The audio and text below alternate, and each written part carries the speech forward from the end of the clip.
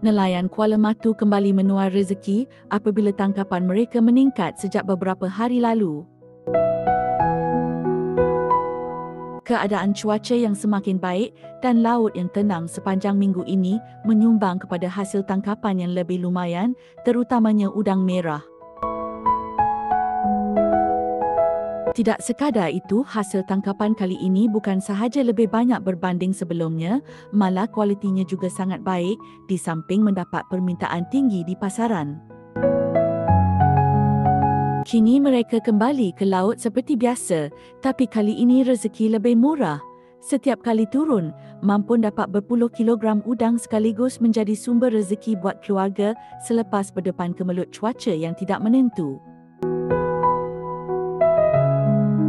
Udang merah yang terkenal dengan rasa manis dan teksturnya yang padat sering menjadi pilihan utama pemborong serta restoran makanan laut di Sarawak dan Semenanjung.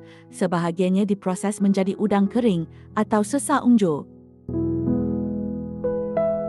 Fenomena ini turut memberi impak positif kepada ekonomi setempat apabila lebih ramai pembeli datang terus ke jeti untuk mendapatkan bekalan segar, sekaligus membantu menambah pendapatan para nelayan selepas meraihkan Lebaran.